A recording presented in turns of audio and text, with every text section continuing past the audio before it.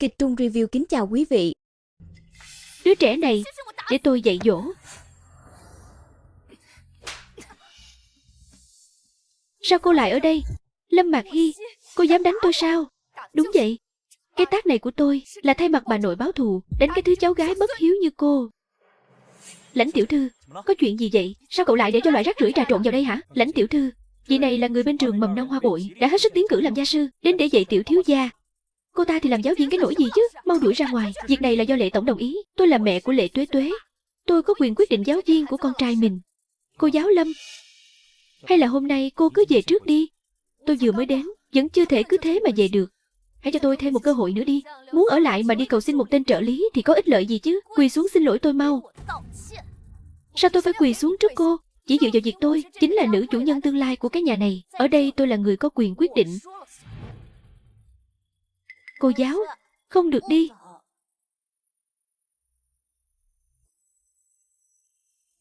Buông con trai tôi ra. Lý Sâm, mau bắt cô ta lại cho tôi. Cậu không muốn làm nữa có phải không? Lãnh Như Huyên, cô muốn làm gì? Muốn dạy con trai tôi sao? Vậy thì dập đầu 100 cái đi. Dừng tay lại.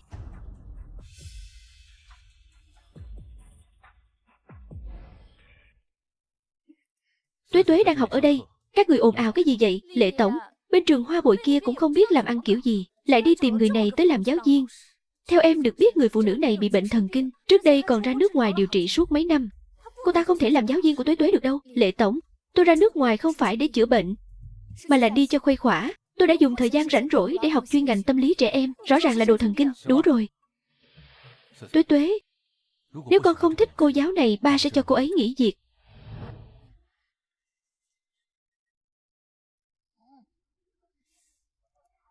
Lệ tổng, nếu ngài không yên tâm, ngài có thể dự thính trước 2 tiết học rồi hẳn đưa ra quyết định. Đến lúc đó có đuổi tôi đi hay không cũng chưa muộn. Không cần phải dự thính gì cả. Cô bây giờ lập tức cút ngay cho tôi. Lệ tổng, tôi thấy người Lệ gia các ngài, không chỉ mỗi Lệ Tuế Tuế cần học hỏi, mà người lớn trong nhà cũng nên học một bài đàng hoàng đi. Lâm Mạc Hy, cô có ý gì hả? Ý của tôi rất rõ ràng.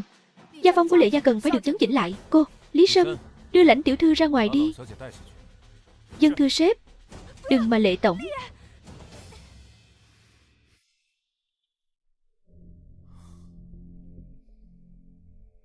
Bắt đầu đi cô giáo Lâm. Tuế Tuế sau này sẽ là đàn ông, phải học cách tự bảo vệ chính mình nhé. Được không? Người phụ nữ này trông quen mắt thế nhỉ? Hình như đã gặp cô ta ở đâu rồi thì phải. Không ngờ một Lệ tổng chỉ biết kiếm tiền, lại rất coi trọng việc giáo dục con cái.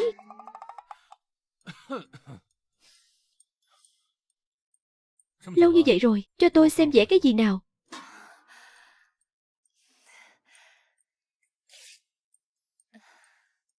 Tôi bỏ tiền ra thuê cô đến đây dạy học, bây giờ là lúc kiểm tra thành quả rồi. Lệ tổng, bức tranh này vẫn chưa hoàn thành nên chưa thể cho ngài xem được. Còn bao lâu nữa mới xong? Cái thằng nhóc thối này mới học có 1 ngày mà con đã có cô giáo quên luôn ba rồi à? Lệ tổng, vậy bây giờ tôi có thể tiếp tục đến dạy học được chưa? Cho tôi xem 2 người vẽ gì nào, rồi cô hẳn ở lại. Không được, đợi tôi được ở lại rồi mới cho ngài xem.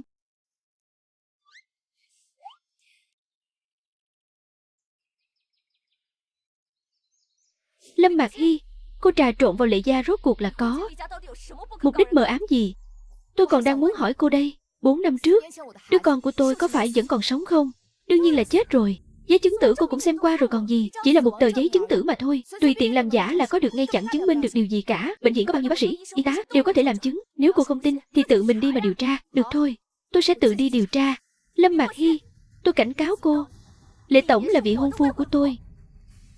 Lệ tổng, thật sự là vị hôn phu của cô sao? Lệ tổng đương nhiên là vị hôn phu của tôi rồi. Con của chúng tôi cũng đã 4 tuổi rồi. Chuyện này làm sao có thể là giả được. Hơn nữa, cô cũng đừng có ảo tưởng dựa dẫm vào mối quan hệ của tôi để khiến Lệ tổng đối với cô phải nhìn bằng con mắt khác. Tôi dựa vào bản lĩnh của mình để dạy học, chẳng liên quan gì đến cô cả.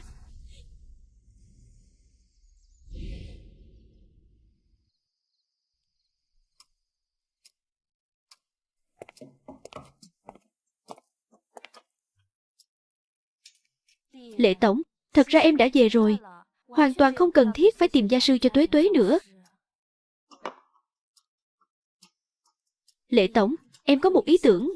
Em muốn tổ chức một buổi tiệc trẻ em cho con trai. Đợi Tuế Tuế kết giao được bạn bè, biết đâu thằng bé sẽ chịu đi nhà trẻ. Được, cô đi sắp xếp đi.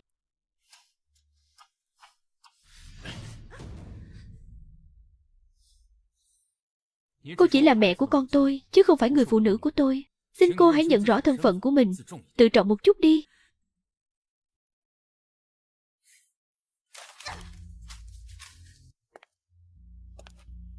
Lý Sâm, hôm nay sao không thấy Lệ tổng và tiểu thiếu gia vậy? Lệ tổng và tiểu thiếu gia đều ở bên ngoài, cứ nhìn chằm chằm ra cổng lớn, trông có vẻ tâm sự nặng nề lắm.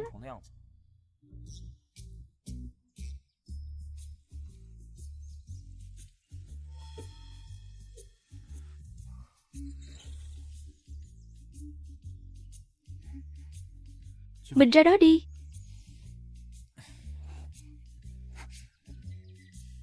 Tuế Tuế,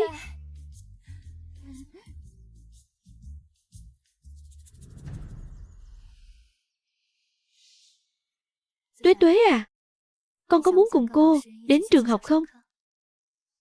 Lâm Mạc Hy, tôi đã sắp xếp tiệc trẻ em rồi. Đợi Tuế Tuế kết bạn được tự nhiên thằng bé sẽ chịu đến trường học thôi. Lãnh Như Huyên, tình trạng của Tuế Tuế hiện tại vẫn chưa thích hợp để kết bạn đâu. Chuyện này phải từ từ, không thể vội vàng. Tôi là mẹ của đứa trẻ, tôi muốn sắp xếp thế nào là quyền của tôi. Vẫn chưa đến lượt cô xem vào chỉ tay năm ngón đâu. Nếu cô thực sự muốn tốt cho đứa trẻ thì cô nên hỏi ý kiến của Tuế Tuế trước chứ. Sao vậy Tuế Tuế? Con có chuyện muốn nói à? Đi học sao?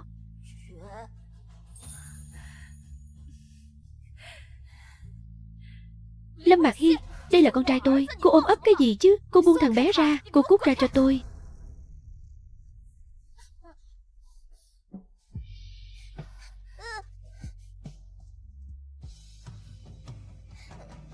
Tuế Tuế, cô xin lỗi. Cô không phải là mẹ của con. Cô xin lỗi.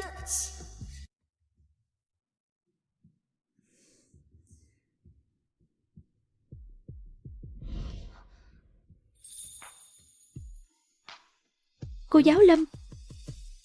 Lệ tổng, mời ngài vào. Mời ngồi.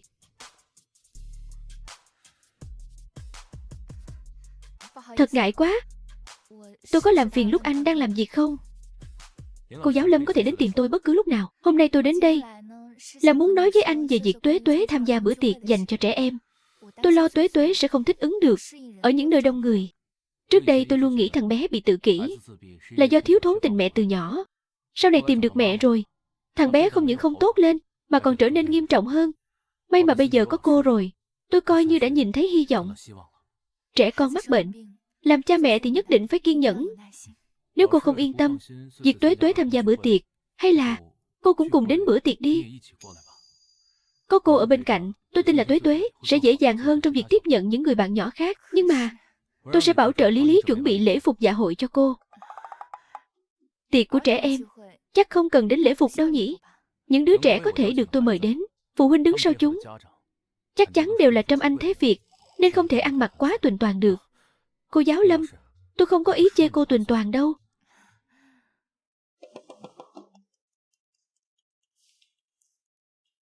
Cô giáo Lâm, chúng ta trước đây đã từng gặp nhau rồi phải không?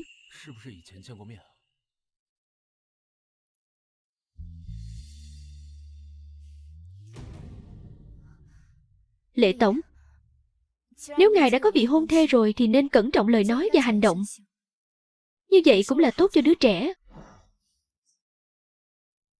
Vị hôn thê sao?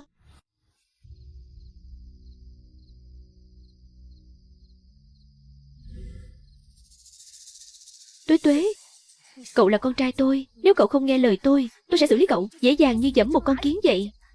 Xin tha đi. Tuế Tuế,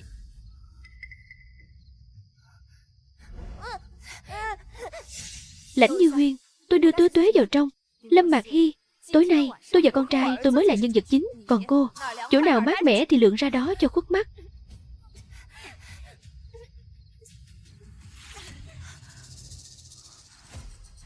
Lâm Mạc Hy, Bộ quần áo này của cô nhặt từ đống rác về à?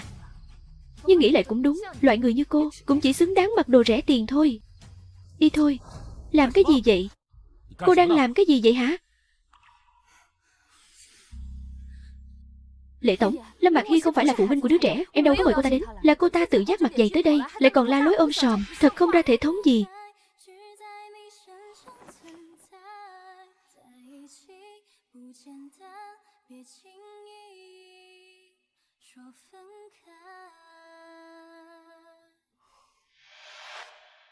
Cô giáo Lâm là do tôi mời đến để tham gia bữa tiệc. Cô có ý kiến gì sao? Em không có.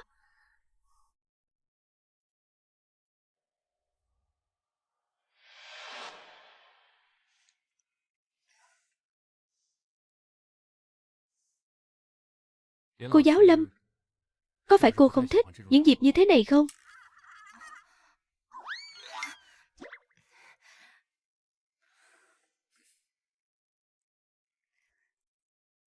Bên ngoài có nhiều khách khứa như vậy, sao Lệ tổng không ra tiếp khách đi? Tôi cũng không thích những dịp thế này, nhưng vì con trai, tôi cũng hết cách.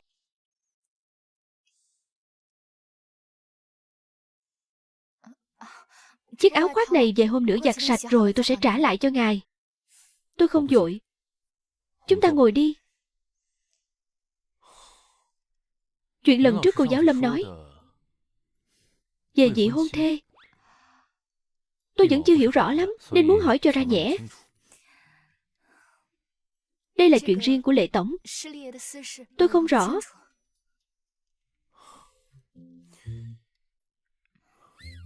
Tôi thấy cô giáo Lâm còn rõ hơn tôi nhiều đấy. Cẩn thận.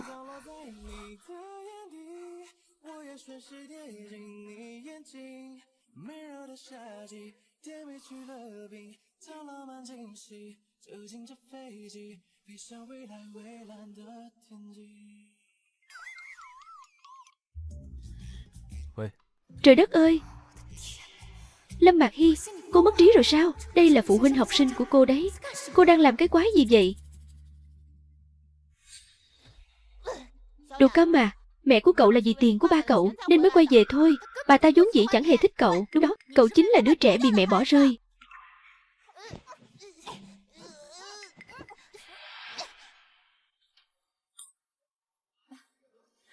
Lâu rồi không gặp.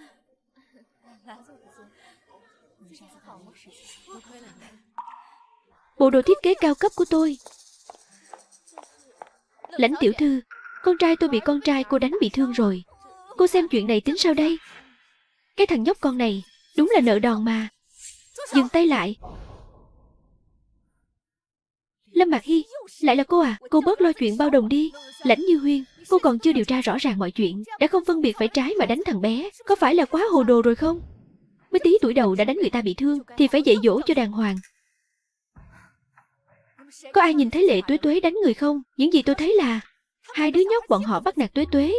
Muốn điều tra rõ ràng cũng đơn giản thôi. Lệ gia chỗ nào cũng có camera giám sát, trích xuất ra xem chẳng phải sự thật sẽ phơi bày sao? Cô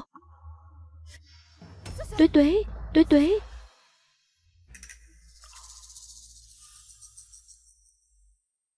Con của tôi. Lâm Mạc Hy, ở đây hết chuyện của cô rồi. Cô có thể đi được rồi đấy. Lãnh Như Huyên, Tuế Tuế thực sự là con của cô sao? Tôi đương nhiên là mẹ của Lệ Tuế Tuế rồi. Vậy trên vai Tuế Tuế tại sao lại có một vết bớt? Vết bớt gì cơ? Đứa trẻ mà tôi sinh ra 4 năm trước, trên người cũng có một vết bớt giống y hệt như vậy. Trên thế giới này trẻ con có bớt nhiều vô kể. Lẽ nào đều do một tay cô đẻ ra chắc? Vậy thì để tôi xem cho rõ.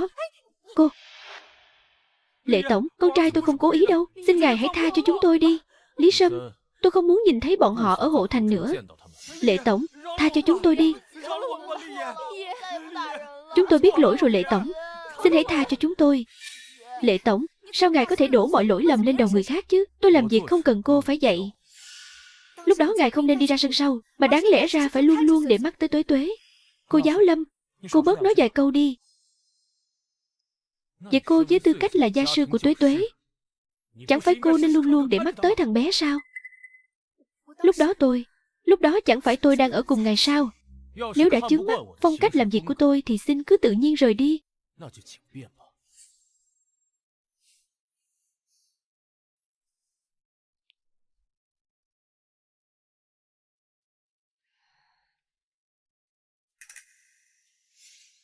Quả nhiên là có vết bớt. Lâm Mạc Hy, cô muốn nhận lại con trai sao? Đừng có mơ.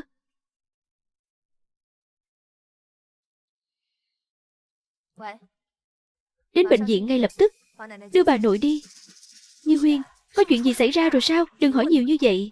Cứ làm theo ý tôi là được.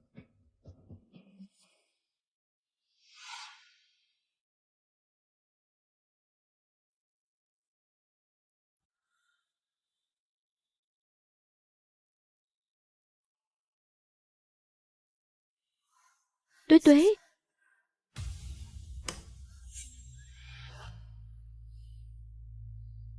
Lệ tổng, em đã nói rồi mà, người phụ nữ này không hề đơn giản. Cô giáo Lâm, nửa đêm nửa hôm cô lẻn vào phòng Tuế Tuế nhà chúng tôi là muốn làm gì? Tôi chỉ lo lắng cho tình trạng của Tuế Tuế. Lo lắng cho Tuế Tuế ư? Vậy cô có thể đường đường chính chính mà đến. Việc gì phải lén lút. Tôi cũng muốn thế lắm chứ, nhưng cô có chịu không? Tuế Tuế, con sao vậy? Lệ tổng, người phụ nữ này đang tiêm thuốc cho Tuế Tuế. Cô ta muốn hại con của chúng ta. Thứ này không phải của tôi. Gọi bác sĩ gia đình đến đây, nhanh lên. Tuế Tuế. Lệ tổng, tình trạng của tiểu thiếu gia đã ổn định lại rồi, nhưng vẫn cần theo dõi thêm một đêm. Có chuyện gì ngài cứ gọi tôi. Lâm Mạc Hy. Tôi biết cô ghen tị với tôi. Cô có bực tức gì thì cứ trút lên đầu tôi. Sao lại ra tay với một đứa trẻ chứ? Tôi không có. Không phải tôi. Thật sự không phải tôi. Cô giáo Lâm, bây giờ cô cứ ngoan ngoãn ở yên trong biệt thự cho tôi. Cô tốt nhất nên cầu nguyện cho Tuế Tuế không sao. Nếu không, tôi nhất định sẽ không tha cho cô đâu.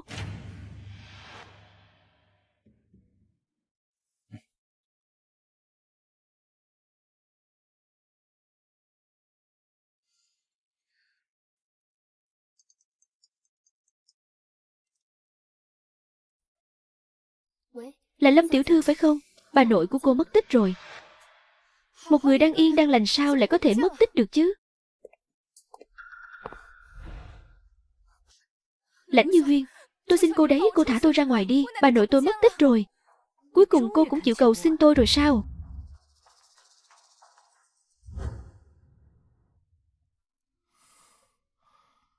Cô giáo Lâm tận tâm với Tuế Tuế như vậy, tại sao lại phải hãm hại thằng bé? Không đúng, chuyện này chắc chắn có uẩn khúc. Lệ tổng, cô ta đã sợ tội bỏ trốn rồi. Anh xem, cô ta còn đánh em bị thương đây này. Vết thương này của cô, để muộn chút nữa chắc tự lành luôn rồi đấy. Em không quan tâm đâu. Lệ tổng à, anh phải làm chủ cho mẹ con em đấy. Lập tức phái người phong tỏa hộ thành, bắt Lâm Mạc Hy lại cho tôi. Bà nội. Bà nội ơi, nửa đêm nửa hôm. Cô ồn ào cái gì hả? Nửa đêm nửa hôm, các người đưa bà nội đi đâu rồi?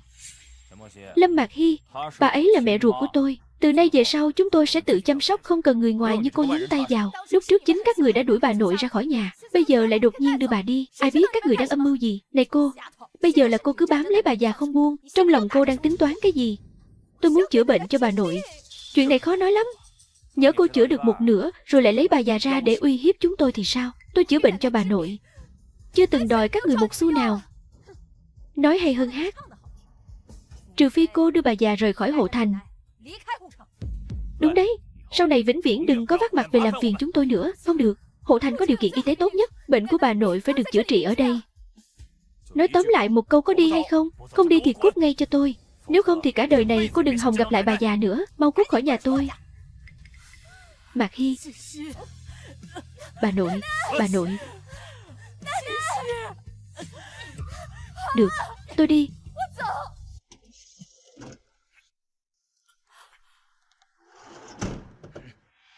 Bà nội, chúng ta về quê trước.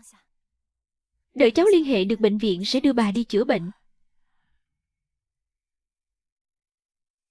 Mạc Hy à, trán cháu nóng rang thế này, có phải ốm rồi không? Cháu còn trẻ, không sao đâu bà nội. Đều tại thân già này làm liên lụy đến cháu. Bà nội, bà ngàn vạn lần đừng nói vậy. Bây giờ cháu chỉ còn lại mình bà là người thân thôi. Cháu chỉ mong bà được bình an.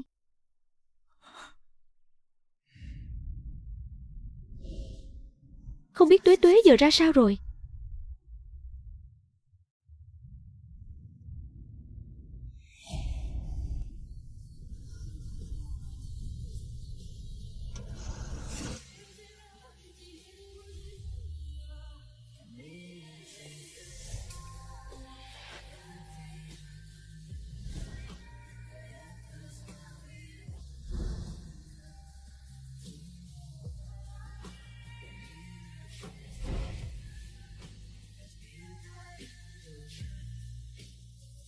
Lệ tổng, ngài đến rồi.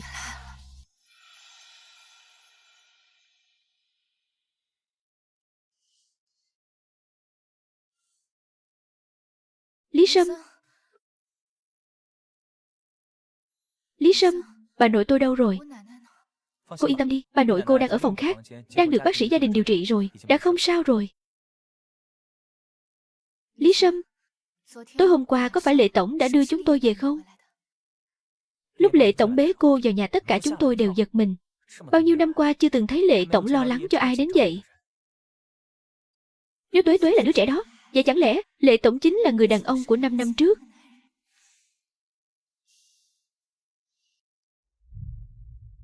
Cô cười cái gì? Lệ tổng, cảm ơn ngài đã cứu chúng tôi. Cô tính toán cũng chu toàn quá nhỉ, sợ tội bỏ trốn còn mang theo cả bà nội cô nữa. Nói đi, tại sao cô lại làm hại con trai tôi? Lệ tổng, Tuế Tuế là học trò của tôi, sao tôi có thể làm hại thằng bé được chứ? Cô vừa vào phòng của Tuế Tuế thì Tuế Tuế liền xảy ra chuyện. Lãnh Như Huyên đi tìm cô lại đánh người ta bị thương rồi bỏ trốn. Tất cả những chuyện này cô giải thích thế nào đây? Ngài đã một mực khẳng định là lỗi của tôi, vậy tôi có giải thích thế nào cũng vô dụng thôi. Được, vậy bây giờ tôi sẽ rút bác sĩ gia đình về để mặc bà nội cô tự sinh tự diệt. Không được. Hoặc có lẽ tôi nên nhốt cô lại lần nữa. Lệ tổng, tôi lẻn vào phòng của Tuế Tuế là để xem vết bớt trên vai thằng bé. Tại sao cô lại muốn xem vết bớt của con trai tôi? Là bởi vì Lệ tổng, Tuế Tuế tỉnh rồi, đang khóc đòi tìm ba kìa.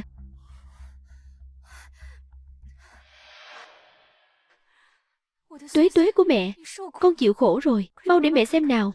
Con còn thấy khó chịu ở đâu không? Chỉ một vết bớt thì đúng là chưa thể chắc chắn được. Nếu có thể không đánh động đến Lệ tổng mà vẫn làm được xét nghiệm huyết thống với Tuế Tuế thì tốt biết mấy. Cô Lâm ơi! Tuế Tuế, cô đừng đi mà. Cô không đi, cô sẽ ở ngay đây với con. Cô Lâm, cảm ơn cô đã tin con. Con không hề đánh nhau với các bạn khác.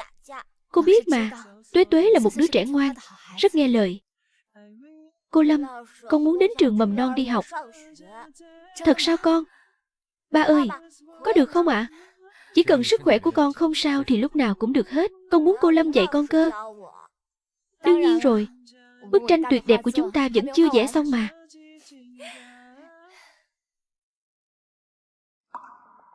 Thằng nhóc con này, thế mà vẫn còn sống. Biết thế tôi đã tăng thêm liều thuốc, xử lý nó cho gọn.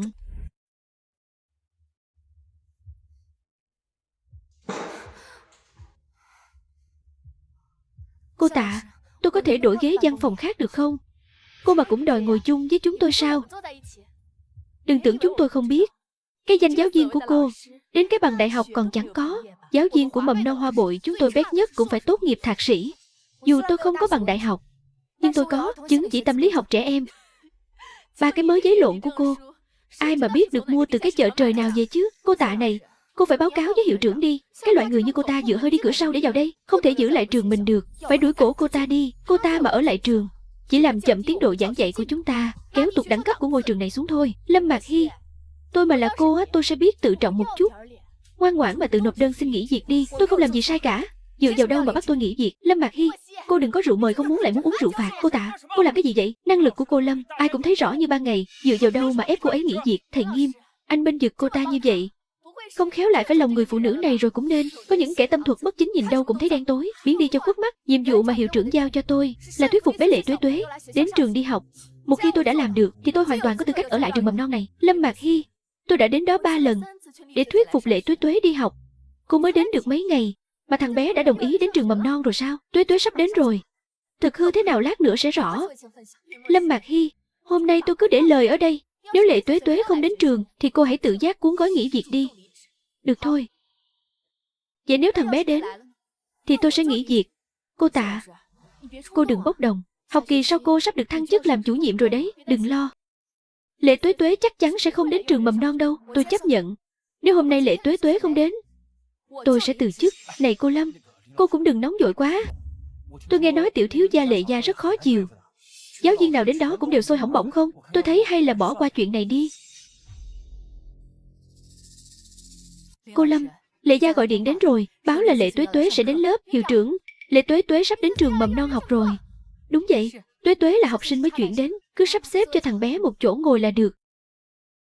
Bây giờ, tất cả các giáo viên đang trống tiết, hãy theo tôi ra cổng trường đón tiếp.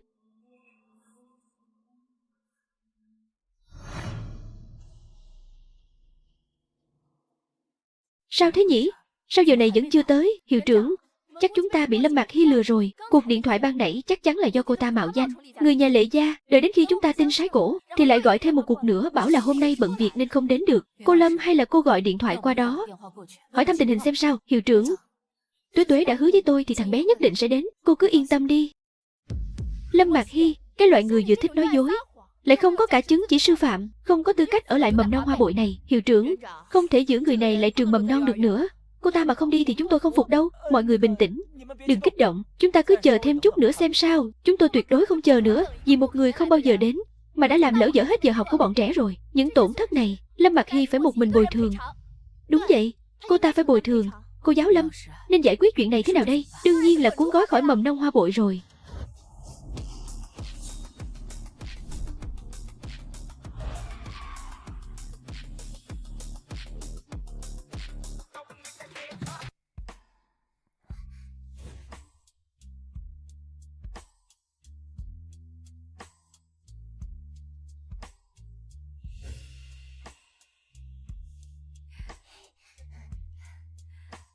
Tuế Tuế, hôm nay con đi học muộn đó nha. Cô ơi, con xin lỗi ạ, đều tại ba cả.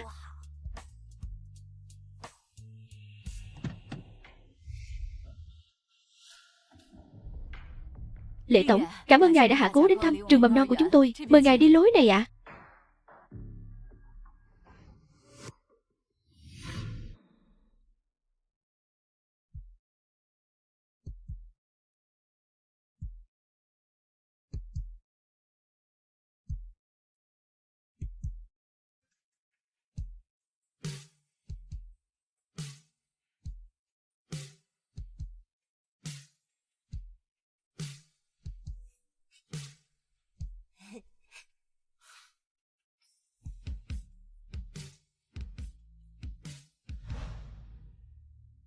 Cô Tạ, cô định hôm nay sẽ nghỉ việc hay là ngày mai mới nộp đơn từ chức đây? Lâm Mạc Hy, cô đừng có quá đáng. Cô làm cái gì hả? Ăn nói lật lọng thì dạy dỗ học sinh kiểu gì? Hôm nay tôi sẽ nộp đơn từ chức ngay.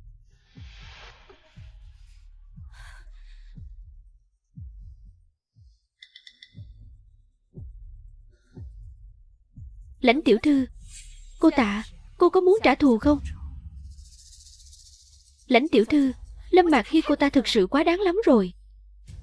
Cô Tạ, chỉ cần cô chịu làm việc cho tôi không những giữ lại được công việc cho cô, mà còn có thể đưa cô vào làm việc cho Lệ gia. Lãnh tiểu thư, cô cứ việc sai bảo.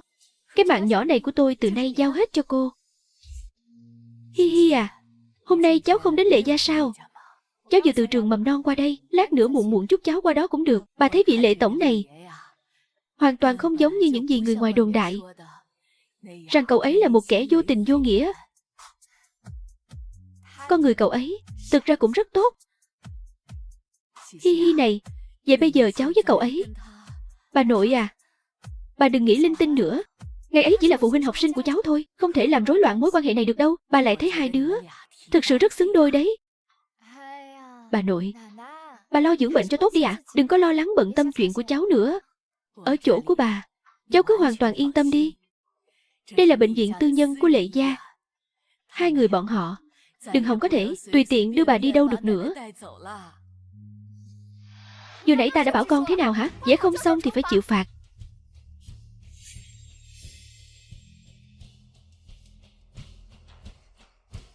Cái thằng oắt con này trước đây đã làm tôi phải chịu đủ đắng cay.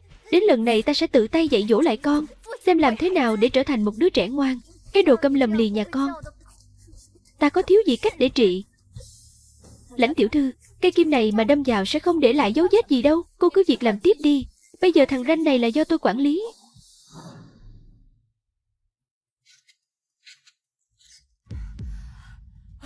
Chảy máu rồi kìa. Không sao đâu, 10 ngón tay liền tâm, chắc chắn là đau thấu xương.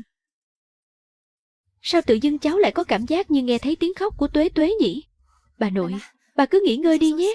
Cháu muốn quay lại Lệ gia xem sao. Cháu sợ bé Tuế Tuế vẫn đang mong cháu tới. Vậy cháu mau đi đi, đừng để thằng bé phải đợi lâu. Nhóc con này, từ nay về sau nếu con còn dám thân thiết với Lâm Mạc Hy thì ngày nào ta cũng phạt. Dừng tay lại.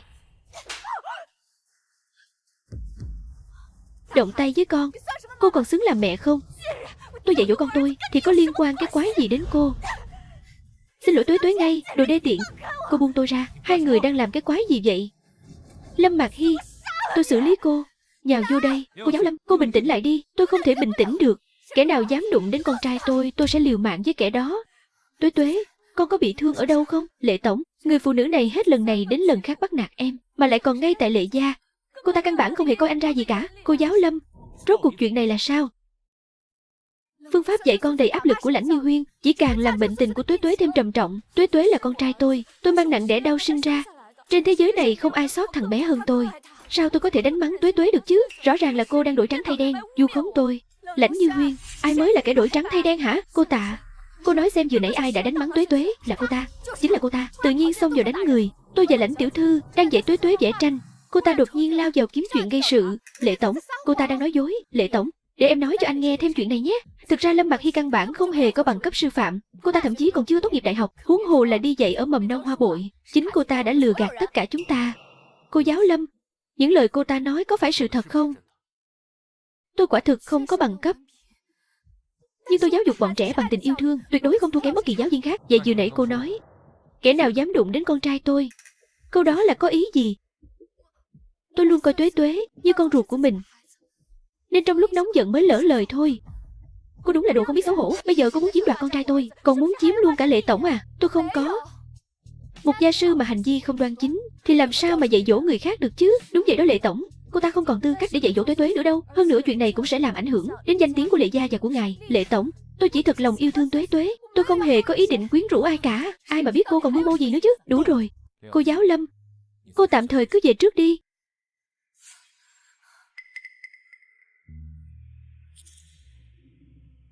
Được, tôi đi. Vốn dĩ tôi cũng chẳng có tư cách gì ở đây. Cô giáo Lâm đã rời đi rồi. Tôi không muốn nghe thêm bất kỳ lời đồn đại bôi nhọ danh dự của cô giáo Lâm nữa. Nếu sau này để tôi nghe thấy kẻ nào còn dám khua môi múa mép, hủy hoại tiền đồ của người khác, tôi nhất định sẽ không tha cho kẻ đó.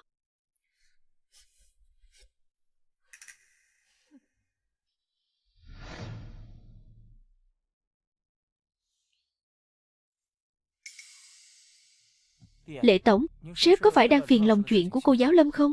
Cậu có cảm thấy phản ứng của cô ấy hôm đó rất kỳ lạ không? Lệ tổng, tôi có câu này không biết có nên nói không? Có gì nói mau, bớt lại nhảy đi. Lệ tổng, sếp có nhận ra không? Tiểu thiếu gia không hề thân thiết với mẹ, mà chỉ bám lấy cô giáo Lâm. Cảm giác chuyện này rất trái với lẽ thường.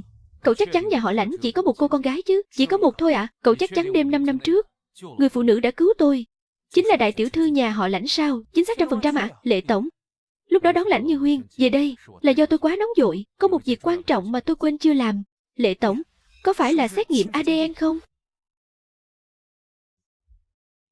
Tôi nhớ đêm của 5 năm trước cô cũng say khướt rồi. Cô cứ mơ màng nói rằng cô là kẻ thừa thải. Kẻ thừa thải đó có ý gì? Sao Lệ tổng lại đột nhiên hỏi chuyện của 5 năm trước vậy? Tôi chỉ tiện miệng hỏi thôi.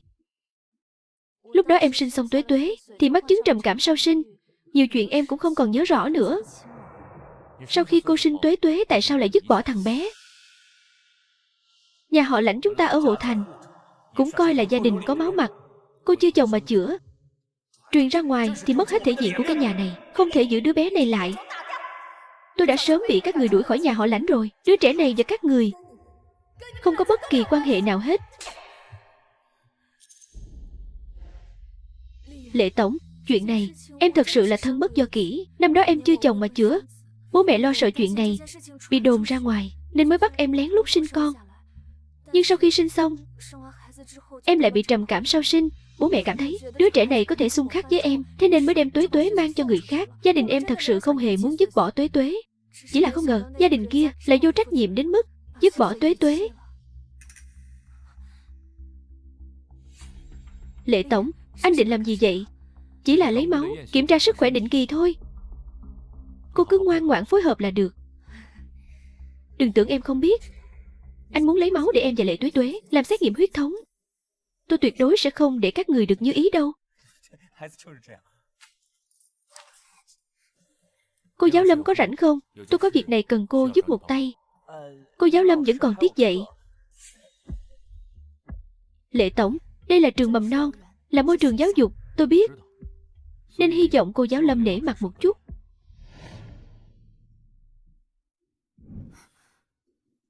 Lệ tổng, ngài, gã đàn ông vừa nãy là ai? Đó là thầy Nghiêm của trường mầm non chúng tôi. Nếu chỉ là đồng nghiệp thì anh ta còn giữ được cái mạng quèn này. Lệ tổng, ngài đừng làm bậy. Tôi là đàn ông.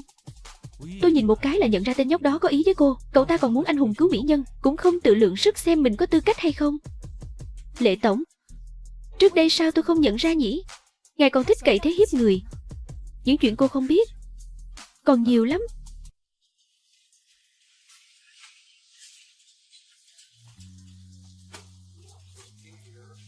Rốt cuộc ngài muốn làm gì?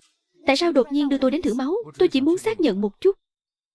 Cô có phải là mẹ ruột của Tuế Tuế hay không? Tại sao ngài lại nghi ngờ là tôi? 5 năm trước, tôi bị người ta hãm hại trúng độc. Đêm hôm đó khi độc phát tác, đã được một người phụ nữ cứu. Sau đó chúng tôi đã qua đêm với nhau. Nhưng ngày hôm sau cô ấy đã bỏ đi. Tôi đã tìm người phụ nữ đó, tìm suốt 5 năm trời. Tại sao những gì Lệ tổng kể lại giống với những chuyện xảy ra với tôi 5 năm trước như vậy? Rốt cuộc chuyện này là sao? Tuế Tuế cũng là do tự tay tôi tìm về. Sau này mới biết, thằng bé đã bị dứt bỏ. Không, tôi sẽ không bao giờ dứt bỏ con mình. Câu chuyện của Lệ tổng nghe có vẻ rất cảm động, nhưng thực chất lại sơ hở trăm bề. Nếu Lệ tổng đã có vị hôn thê, thì không nên trêu chọc người khác, lại còn bịa ra câu chuyện vụng về này để lừa người. Tôi không có vị hôn thê. Lãnh Như Huyên là mẹ của Tuế Tuế, đáng lẽ phải cho mẹ của Tuế Tuế một danh phận. Sau khi có kết quả giám định ai là mẹ của Tuế Tuế, tôi nhất định sẽ chịu trách nhiệm. Lệ tổng, nguy to rồi, tiểu thiếu gia bị Lãnh tiểu thư đưa đi rồi. Cái gì? Lãnh tiểu thư ôm tiểu thiếu gia lên sân thượng rồi. Cô ta đe dọa sẽ làm hại cả hai. Lãnh Như Huyên, cô lại lên cơn gì vậy? Mẹ ơi, con muốn mẹ. Lãnh Như Huyên, cô bình tĩnh lại đi, các người đừng qua đây. Lâm Mạc Hy, tất cả là do cô ép tôi. 4 năm trước tôi dạn bất đắc dĩ mới đánh mất con trai. Khó khăn lắm gia đình chúng tôi mới được đoàn tụ. Nhưng còn cô thì sao? Không những muốn cướp người đàn ông của tôi, mà còn muốn cướp luôn cả con trai tôi. Tôi chưa bao giờ có ý định cướp đi bất cứ thứ gì của cô. Tôi sống thì còn ý nghĩa gì nữa? Nếu các người đã muốn tôi chết, tôi mà chết, làm ma cũng sẽ không tha cho các người đâu. Lãnh Như Huyên, Lãnh Như Huyên, cô sống có chút tự trọng đi được không hả? Suốt ngày đòi sống đòi chết thì làm mẹ kiểu gì? Lệ tổng, ngài đừng kích động cô ta nữa. Lãnh Như Huyên, cô nghĩ cho Tuế Tuế đi. Tuế Tuế là con của cô mà. Cô đi rồi Tuế Tuế phải làm sao? Vậy thì cô hãy rời khỏi Lệ gia, rời khỏi hộ thành, vĩnh viễn biến mất khỏi tầm mắt chúng tôi. Được, tôi đồng ý với cô. Mọi chuyện tôi đều đồng ý với cô. Lâm Mạc Hy, đây là cô tự nói đấy nhé. Tôi không đồng ý. Cô ta không phải là mẹ của Tuế Tuế. Em mới chính là mẹ của Tuế Tuế. Tôi đã làm xét nghiệm huyết thống rồi, kết quả sẽ có ngay thôi. Nếu cô thật sự là mẹ ruột của Tuế Tuế, tôi nhất định sẽ cưới cô. Nhưng nếu cô không phải, dù cô trốn đến đâu, tôi cũng sẽ không bỏ qua chuyện này. Kết quả có rồi đây.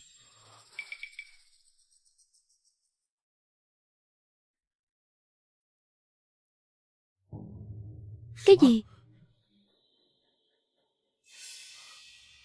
Lãnh Như Huyên là mẹ ruột của Tuế Tuế sao? Bản báo cáo này có vấn đề gì không vậy? Đi xem họ thế nào đi. Họ cần ngài hơn.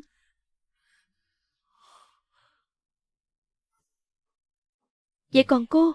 Tôi không sao. Không cần bận tâm đến tôi.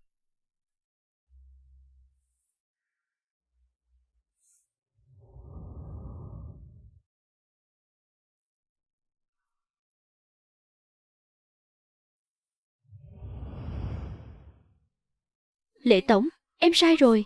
Em không nên làm như vậy. Nhưng nếu em không làm thế, sao anh có thể biết được trong lòng em đau khổ đến nhường nào, tủi thân đến nhường nào chứ? Nếu không nể tình Tuế Tuế, tôi tuyệt đối sẽ không tha cho cô đâu. Em mới là mẹ của đứa bé. Cái con Lâm Mạc Hy đó rõ ràng là muốn quyến rũ anh, cướp mất con trai của em. Không ai có thể cướp Tuế Tuế. Cô liệu mà tự giải quyết đi.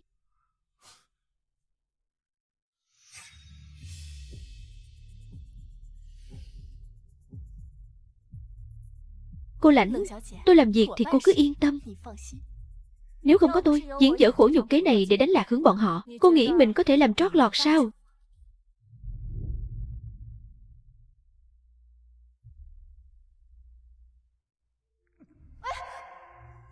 Không sao chứ?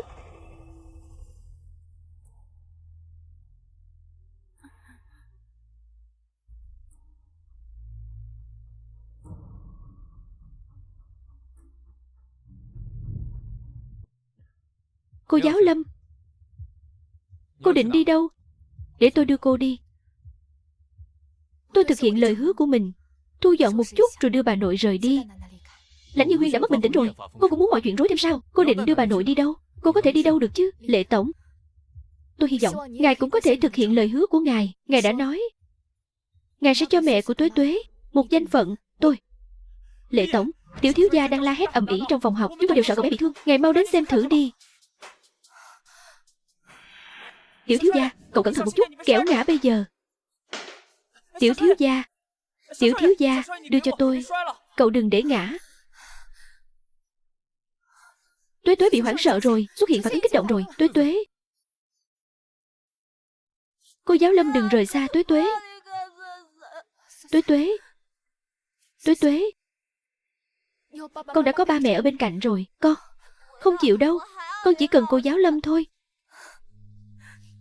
Được rồi, cô không đi, cô sẽ ở ngay đây với con. Ngoắt tay nhé, 100 năm không được đổi thay.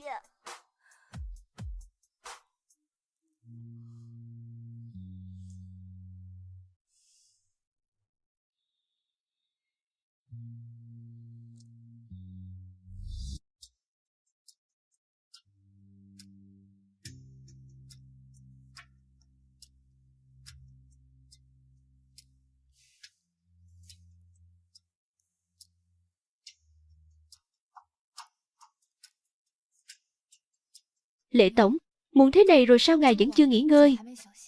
Tôi muốn đưa cô về. Không cần đâu, tôi ra ngoài bắt taxi rất tiện. Vậy để tôi bảo Lý Sâm đưa cô về. Lệ Tổng, anh có chuyện muốn nói với tôi sao? Cô giáo Lâm, Tuế Tuế không nỡ xa cô đâu. Tôi biết. Thực ra tôi cũng không nỡ xa cô.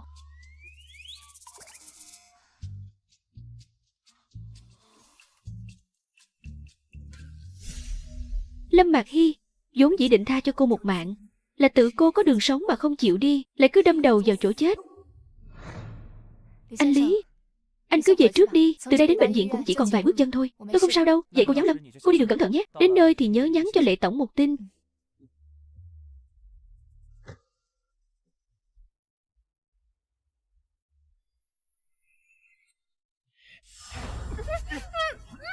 Đi thôi.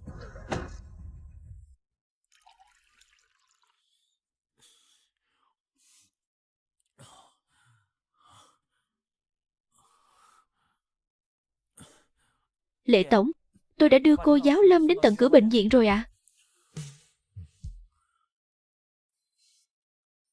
Lệ Tổng, ngay bây giờ so với Lệ Tổng mà tôi từng biết, không còn giống nhau nữa rồi. Có gì không giống? Lệ Tổng của trước kia sát phạt quyết đoán. Ở hộ thành này có ai mà không biết uy phong của ngài chứ? Cậu không hiểu đâu. Chuyện tình cảm nam nữ này, quyết đoán cũng chẳng có tác dụng gì.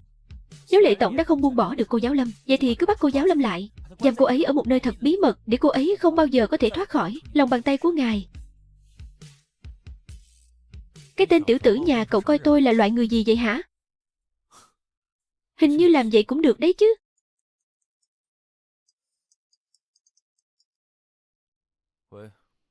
Lệ Tổng phải không ạ? Mạc Hy tối nay có phải sẽ ngủ lại Lệ gia không? Cô giáo Lâm không phải đã về đến bệnh viện từ sớm rồi sao? Không có ạ. Tôi thấy thời gian muộn thế này rồi, nên mới gọi điện cho Mạc Hy. Nhưng mãi vẫn không có ai nghe máy. Sau đó thì không thể gọi được nữa luôn. Cái gì?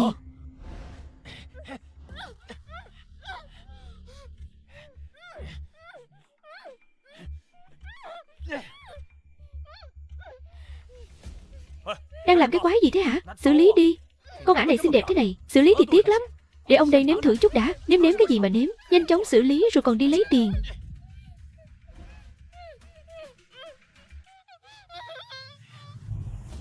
Dừng tay lại.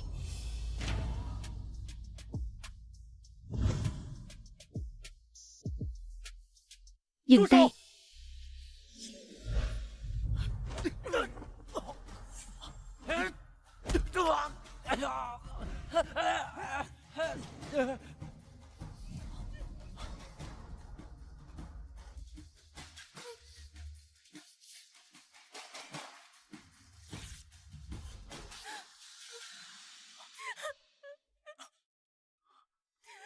Cô giáo Lâm, xin lỗi cô, tôi đến muộn rồi. Lệ tổng, tôi sợ mình không còn cơ hội để nói với ngài nữa. Thực ra tôi cũng không nỡ xa ngài. Tôi thích ngài.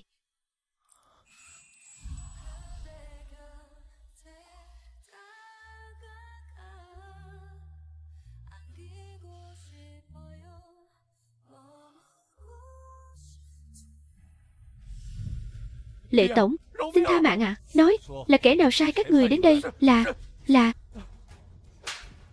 Lệ tổng, ngài cứ giao hai kẻ liều mạng này cho tôi nhất định sẽ xả giận cho cô giáo Lâm, tống cổ bọn chúng vào trong đó đi. Tội bắt cóc và âm mưu mưu sát đủ để bọn chúng chịu dày dò ở trong kho rồi. Dậy đi.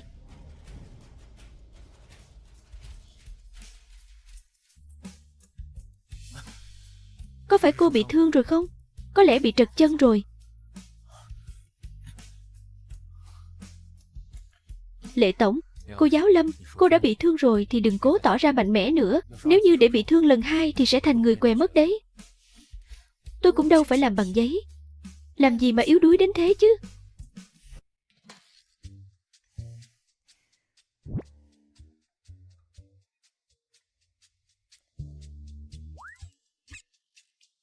Thời gian không còn sớm nữa. Anh mau về nghỉ ngơi đi.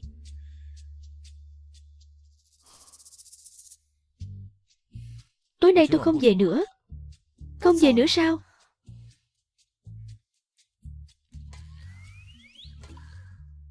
Ngủ lại đây à? Cô giáo Lâm, cô có biết cô đã đắc tội với những người đó thế nào không? Tôi luôn chỉ biết thành thật dạy học. Tôi làm sao biết mình đã đắc tội với ai cơ chứ? Thế nên tôi mới phải ở lại đây bảo vệ cô. Tôi thấy ngài cũng là một phần tử nguy hiểm đấy. Cô giáo Lâm, cô nói gì cơ? Lệ tổng, ngài vẫn nên về trước đi. Ngài ở đây tôi không ngủ được. Vậy sao? Nhưng tôi dỗ ngủ rất giỏi đấy. Hay là cô thử xem sao? Cười gì chứ? Cô giáo Lâm, những lời cô vừa nói ở căn nhà hoang đó là thật sao?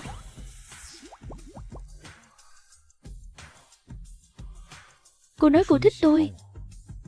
Cô giáo, có phải là không được lừa người khác không ạ? Người tôi thích nhiều lắm. Tôi thích Tuế Tuế, thích viện trưởng. Tôi còn thích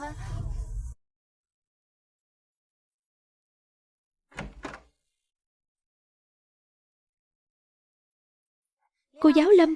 Ba nói là cô bị thương rồi, có đau không ạ? Cô không đau. Cô làm Tuế Tuế lo lắng rồi. Ba kém quá đi, không bảo vệ tốt cho cô giáo Lâm. Cái thằng nhóc thối này còn dám dạy đời ba nữa hả? Con muốn mau chóng lớn lên. Lớn lên rồi mới có thể bảo vệ cô giáo Lâm. Lý Sâm vừa mới mách ba là con kén ăn. Trẻ con kén ăn thì làm sao mà lớn được đây? Tuế Tuế à, kén ăn là không được đâu nha. Nếu không sẽ không cao lên được đâu. Vâng ạ. Gia đình ba người sao mà đầm ấm quá nhỉ? Chúng tôi không phải. Lâm Mạc Hy, cái đồ đáng ghét mà, lại đến đây câu dẫn Lệ tổng. Cô đến đây lên cơn cái gì hả? Tôi mà không đánh chồng tôi, con trai tôi đều bị người khác cướp mất rồi. Lãnh Như Huyên, đây là bệnh viện, cô ăn nói cho sạch sẽ đi. Cô lấy tư cách gì mà bảo tôi im lặng? Tôi cứ ầm ĩ đấy. Tôi muốn cho cả thế giới này biết cô là cái đồ đi câu dẫn chồng người khác. Câm miệng. Lệ tổng, anh vì người đàn bà này mà đánh em sao? Lý Sâm, lôi cô ta ra ngoài cho tôi. Vâng. Lệ tổng, anh bị người đàn bà này lừa rồi. Cô ta là đồ không đứng đắn. Cô ta không xứng để anh phải đối xử tốt như vậy. Không được phép lăng mạ cô giáo Lâm. Lâm Mạc Hy từ lâu đã ngủ với người đàn ông khác rồi. Cô ta còn có con riêng nữa cơ.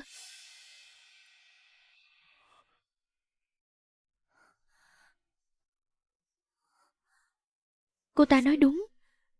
4 năm trước, tôi quả thực đã sinh hạ một đứa bé, nhưng tôi vẫn chưa tìm được thằng bé. Người đàn ông đó là ai? Tôi không biết. Lệ tổng, ngài xem cô ta kìa, người phụ nữ này thật là dễ dãi, ngủ với ai cũng không biết. 4 năm nay, cô không đi tìm anh ta sao? Tôi ngay cả con ruột của mình cũng chưa tìm thấy. Thì sao tìm được anh ta? Nói vậy là cô đã buông bỏ rồi. Cô giáo Lâm, chỉ cần em thực sự buông bỏ anh ta, tôi có thể không tính toán quá khứ của em.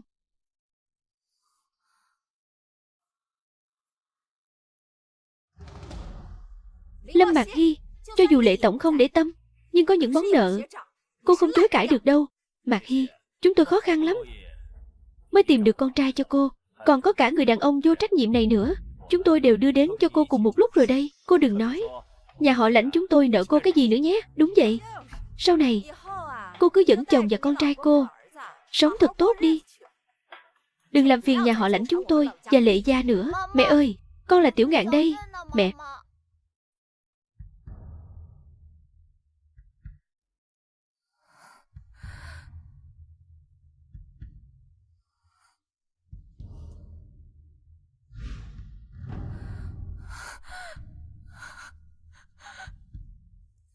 Con thực sự là... Mẹ ơi, xin lỗi, tất cả là lỗi của tôi, đều trách tôi. Tôi không nên đục nước béo cò, tôi không nên thấy sắc nổi lòng tham. Lúc đó em say rồi.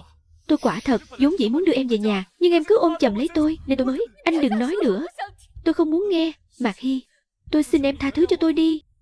Tình nghĩa vợ chồng một đêm, hơn nữa nể mặt Tiểu Ngạn. Tôi thấy cậu chán sống rồi phải không? Ngài là Lệ tổng. Lệ tổng, anh đừng kích động. Đúng đó Lệ tổng, đây là chuyện rách nát của Lâm Mạc Hy. Ngài đừng chuốt dạ vào thân, tự rước lấy rắc rối. Đúng vậy, vì loại phụ nữ này không đáng đâu. Thả hắn ra. Loại người này nên tống vào tù, nhốt cả đời. Tôi bảo anh thả hắn ra, nhưng mà anh ta là ba của con tôi. Đây là chuyện riêng của tôi, để tôi tự giải quyết. Không phiền Lệ tổng ngài phải ra tay. Anh đi đi. Tôi cầu xin anh. Anh đi đi. Cô thực sự nghĩ như vậy sao? Đó đều là sự thật. Đó là quá khứ mà tôi không thể xóa nhòa.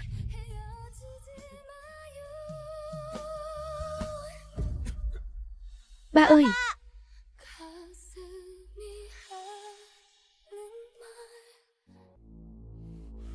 Lệ tổng, đừng uống nữa. Em biết anh buồn, chẳng phải vẫn còn em ở bên cạnh anh sao? Ra ngoài. Lệ tổng, hôm nay anh cũng coi như nhìn rõ Lâm Mạc Hy rốt cuộc là loại phụ nữ thế nào rồi. Tại sao lại vì loại phụ nữ đó mà phải đau lòng chứ? Nhìn rõ bộ mặt thật sớm một chút, chúng ta cũng sớm được nhẹ gánh.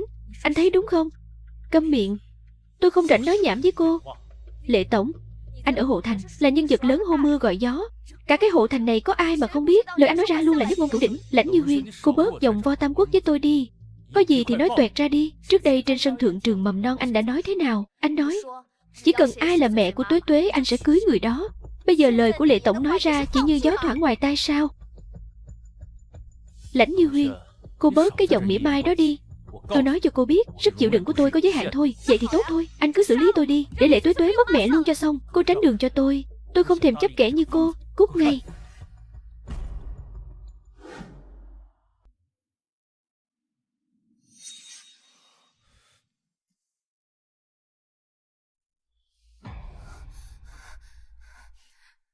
Tình hình có nghiêm trọng không? Sao lại không chứ? Tôi chưa từng thấy Lệ tổng đau đớn đến vậy.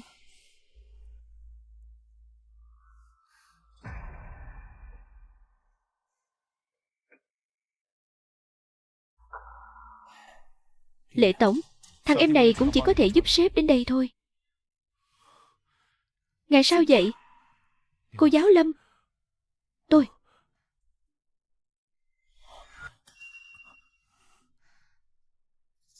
Lệ tổng, Lý Sâm nói ngài đang rất khó chịu. Có phải ngài đổ bệnh rồi không? Bệnh thì phải đến bệnh viện kiểm tra, không thể cố gượng được đâu.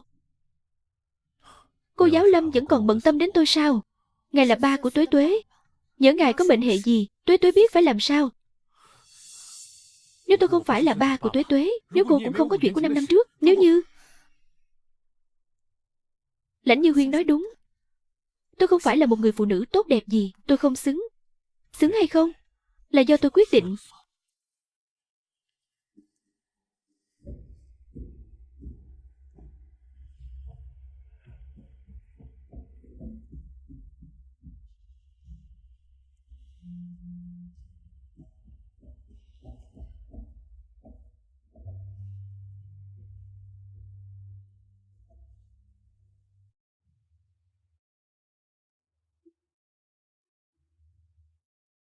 Mạc Hy, nghe nói tối qua cô ra ngoài ngủ à?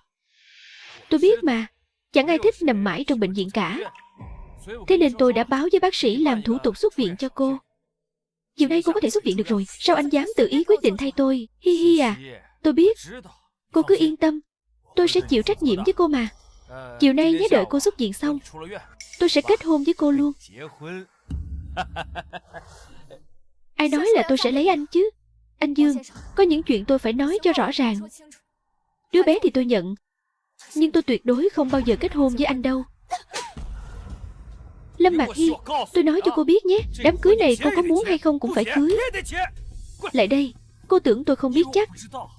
Sáng nay lúc tôi đến bệnh viện đã nhìn thấy xe của Lệ Tổng rồi. Cô thật quá đáng. Cô nghĩ mình là cái thá gì chứ, mà còn dám mặc cả với tôi à? Anh buông tôi ra. Cút ra. Tôi nói cho cô biết, cả đời này cô đừng hòng bỏ rơi cha con tôi. Cô nghe rõ chưa hả? Ba ơi, mẹ ơi, hai người đừng đánh nhau nữa. Ba ơi, ba đừng đánh mẹ nữa. Cút đi, Tiểu Ngạn. Dương Hạo Lượng, đồ tồi. Anh đừng có làm hại đứa bé. Được, tôi không làm hại nó. Thế thì phải xem cô có ngoan ngoãn nghe lời không đã. Lãnh tiểu thư, con ả Lâm Mạc Hy này đúng là cứng đầu, không dạy dỗ không được mà. Thế thì anh cứ ra tay dạy dỗ cho tử tế vào. Điểm yếu chí mạng của cô ta là đứa con, cứ nắm thóp thằng bé. Nếu cô ta dám không nghe lời, Lãnh tiểu thư, cô cứ yên tâm đi. Cô ta đã rơi vào tay tôi rồi, tuyệt đối không thoát được đâu. Cô chỉ việc chuẩn bị sẵn tiền và đợi tin tốt của tôi đi. Mẹ ơi, con xoa cho mẹ nhé. Cảm ơn con. Mẹ không đau nữa rồi. Ba hay nóng tính lắm. Mẹ đừng chọc giận ba nữa nhé. Từ trước đến nay con vẫn luôn ở cùng ba sao? Vâng ạ. Ông ta đối xử với con có tốt không? Ba thích uống rượu lắm, còn thích đánh người nữa. Đồ tồi. Sao anh ta có thể bạo hành trẻ em như vậy chứ? Mẹ xin lỗi Tiểu Ngạn. 4 năm qua con đã phải chịu khổ rồi. Từ nay có mẹ ở đây rồi, mẹ sẽ không để con phải chịu bất kỳ tổn thương nào nữa.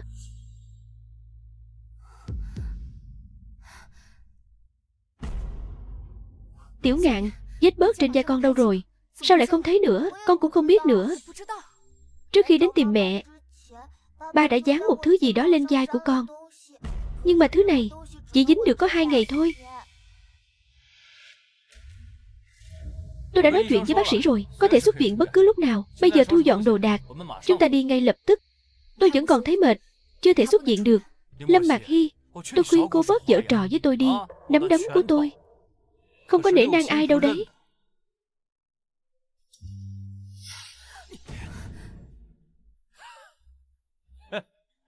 Từ nay về sau, để tôi chăm sóc cho hai mẹ con cô. Điện thoại à?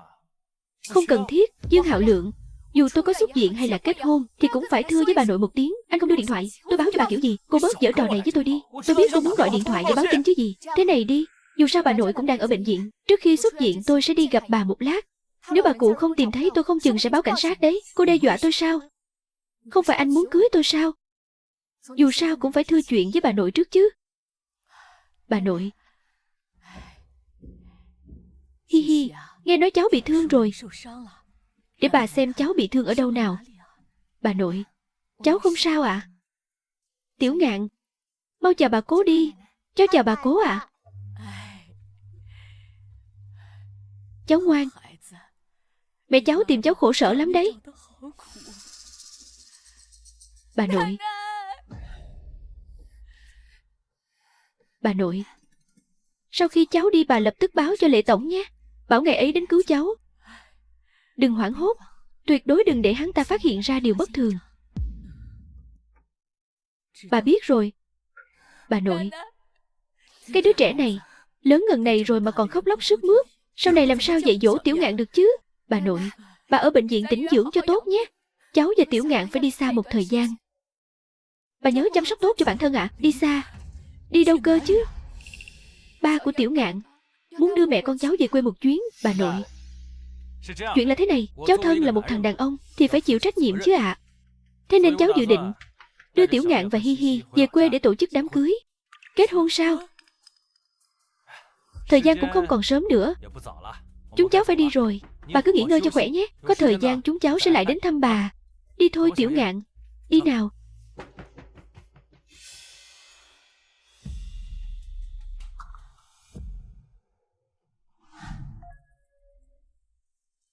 Xin chào. Xin hỏi Lệ Tổng có nhà không? Ai đấy? Một bà cụ họ Diệp. Muốn tìm Lệ Tổng ạ? Bà cụ họ Diệp. Cái bà già này, có phải bà đã gọi điện đến Lệ gia để tìm Lệ Tổng không? Lãnh Như Huyên, dù sao tôi cũng là bà nội ruột của cô. Sao cô dám ăn nói với người lớn tuổi như thế hả? Trong lòng bà, Lâm Mạc Hy mới là cháu gái ruột của bà. Bà có từng coi trọng tôi không? Trong lòng tôi, cô và Hi Hi đều như nhau cả. Lâm Mạc Hy nó chỉ là một đứa thiên kim giả mạo. Nó lấy tư cách gì mà đòi so bì với tôi? Bây giờ cô đã là đại tiểu thư duy nhất của nhà họ Lãnh, lại sắp gả cho người giàu nhất hộ thành. Cô còn có gì không mãn nguyện nữa?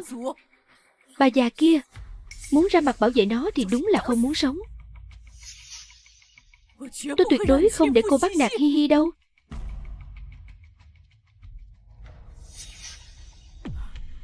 Không ngoan ngoãn thì mỗi ngày tiêm cho bà ta một mũi an thần. Lãnh Như Huyên, sao cô có thể nhẫn tâm như vậy? Khóa chặt cửa lại cho tôi. Không ai được phép vào thăm. Các người định làm gì?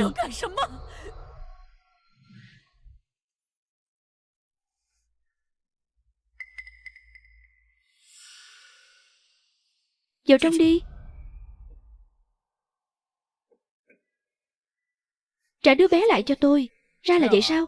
Lâm Mạc Hy, đợi cô kết hôn với tôi xong, tôi sẽ cho hai mẹ con cô đoàn tụ. Đừng có nằm mơ. Muốn tôi kết hôn với anh sao? Không đời nào. Cô không phải vẫn đang ảo tưởng rằng Lệ Tổng sẽ đến cứu cô đấy chứ? Lệ Tổng chắc chắn sẽ đến. Lâm Mạc Hy, cô đúng là quá ngây thơ rồi. Bây giờ cả hộ thành này ai cũng biết Lệ Tổng sắp sửa kết hôn với đại tiểu thư nhà họ Lãnh rồi. Thời gian đâu mà quan tâm đến cô chứ? Không thể nào. Lệ Tổng sẽ không bỏ mặc tôi đâu. Cô mở to mắt ra mà nhìn cho rõ đi. Bà nội chắc chắn sẽ báo cho Lệ Tổng, nhưng anh ấy không đến cứu mình. Lẽ nào anh ấy thực sự bận rộn lo chuyện kết hôn nên đã quên mình rồi sao? Nhưng rõ ràng đêm hôm đó, anh ấy rõ ràng. Cô cũng không tự soi gương lại xem bản thân mình là cái gì. Lệ Tổng có thể để mắt tới loại người như cô sao? Xuống đây. Xuống ngay. Đi. Nhìn cô giáo Lâm của chúng ta xem. Nghe nói cũng sắp có hỷ sự gõ cửa rồi. Không ngờ hai chúng ta lại kết hôn cùng một lúc. Có điều tôi ấy sẽ gả cho người giàu nhất hộ thành. Còn về phần cô, người đàn ông này quá xứng đôi vừa lứa với cô rồi. Tiểu Ngạn rốt cuộc là con trai của ai? Tiểu Ngạn chính là con trai của cô mà. Tôi đã biết rõ âm mưu của cô rồi. Sự việc đã đến nước này, Tiểu Ngạn là con của ai còn quan trọng nữa sao? Cho nên Dương Hạo Lượng cũng là giả mạo. Lâm Mạc Hy, sao cô vẫn chưa hiểu ra nhỉ? Đến nước này rồi, lời tôi nói mới là chân lý. Cô đã không còn tư cách để tranh giành với tôi nữa rồi. Cô giáo Lâm, Tuế Tuế. Cô giáo Lâm, Tuế Tuế nhớ cô lắm. Tại sao cô lâu như vậy không đến thăm con? Dạo này cô có chút việc không dứt ra được. Có phải ba làm cô giận rồi không?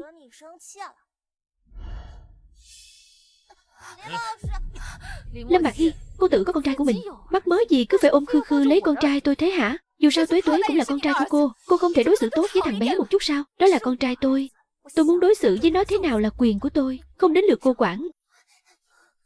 Tuế Tuế, Tuế Tuế. Cô giáo Lâm, Tuế Tuế, cô đưa con đi cùng với nhé. Tuế Tuế, Tuế Tuế muốn đi theo cô. Tuế Tuế. Cô giáo Lâm, cô giáo Lâm. Tuế Tuế, Tuế Tuế. Ép cái gì mà hét? Đó là con trai của người ta.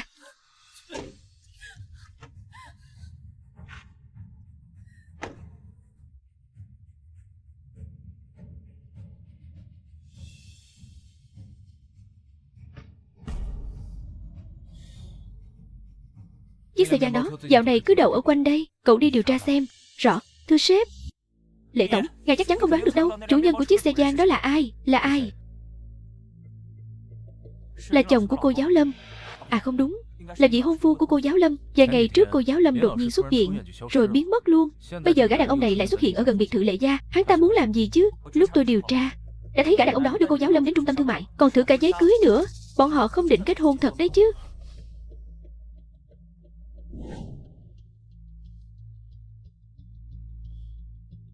Lệ tổng, ngài có cần tôi đi lên cùng không? Không cần đâu.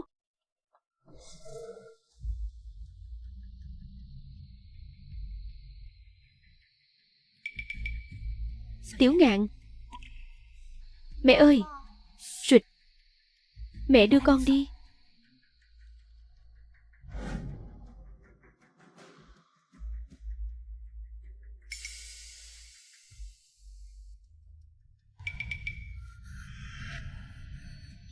Hai người định đi đâu đây? Sao không nói với tôi một tiếng? Cô giáo Lâm, sao cô không thể ngoan ngoãn nghe lời một chút nhỉ? Nếu học sinh của cô đứa nào cũng bướng bỉnh thế này, chẳng phải cô sẽ đau đầu lắm sao?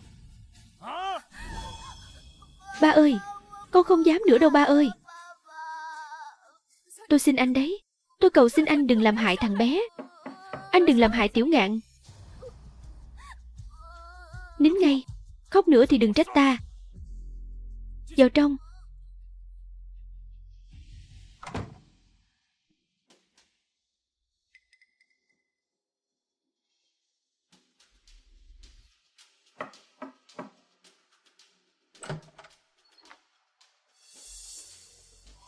Ai đó?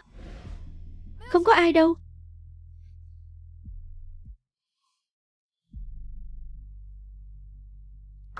Là tôi. Thì ra là Lệ tổng đại giá Quan Lâm. Để tôi đi rót trà. Lệ tổng, ngài đích thân đến đây là có chuyện gì sao? Tiền lương của cô giáo Lâm vẫn chưa được thanh toán. Đưa cho tôi cũng vậy thôi.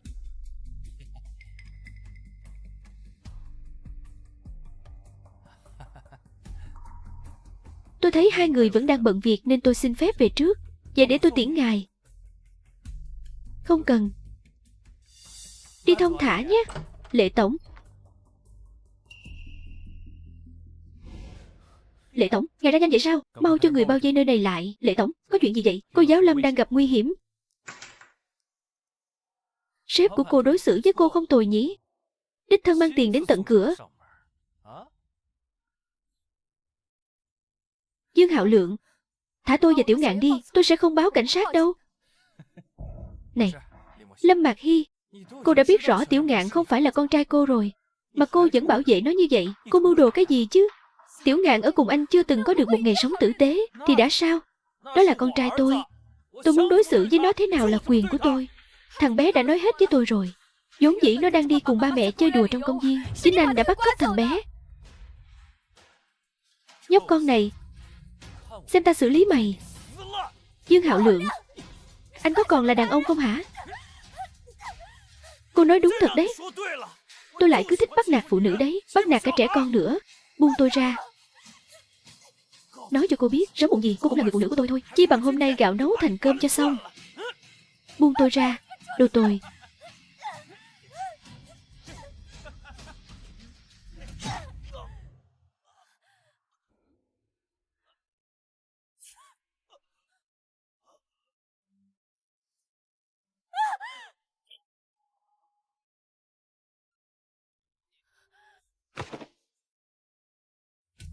Tiểu Ngạn.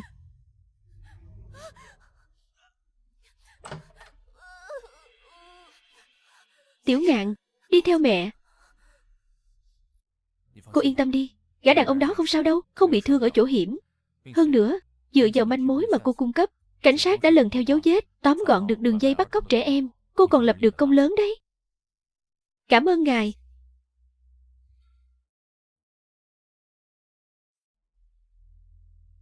Cô vẫn còn yêu loại cặn bã đó sao? Hắn ta không phải là người đàn ông của 5 năm trước. Đứa bé cũng không phải là con của hắn. Vậy nên hai người không có quan hệ gì. Vậy còn hai người? ngài và Lãnh Như Huyên sắp kết hôn rồi. Lệ tổng nên biết cách giữ khoảng cách.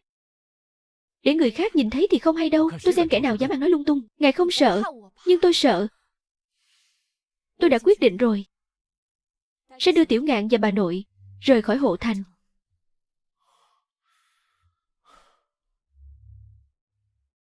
Tôi có thể đích thân hộ tống mọi người rời khỏi Hộ Thành được không? Cô không được vào trong. Tại sao tôi không được vào? Người ở bên trong là bà nội tôi. Lãnh tiểu thư đã dặn rồi, không có sự cho phép của cô ấy, bất kỳ ai cũng không được bước vào. Tôi mặc kệ cô ta là tiểu thư nào.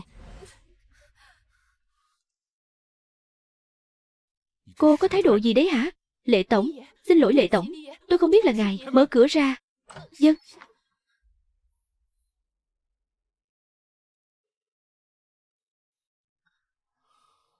Trước đây bà nội không phải đã hồi phục gần hết rồi sao? Sao lại thành ra thế này? Cụ bà được chẩn đoán mắc bệnh Alzheimer, hay còn gọi là chứng mất trí nhớ ở người già. Sao bà lại mắc phải căn bệnh này chứ? Lần trước đến chào tạm biệt bà vẫn còn khỏe mạnh lắm mà. Cô đừng quá lo lắng. Có một số bệnh có thời gian ủ bệnh. Có lẽ dạo gần đây mới bắt đầu phát bệnh thôi. Nhưng căn bệnh này rất khó điều trị. Cô cứ ở lại đây đã, tôi nhất định sẽ tìm những bác sĩ giỏi nhất đến chữa trị cho bà nội cô. Tôi chắc chắn sẽ giúp cô chữa khỏi bệnh cho bà.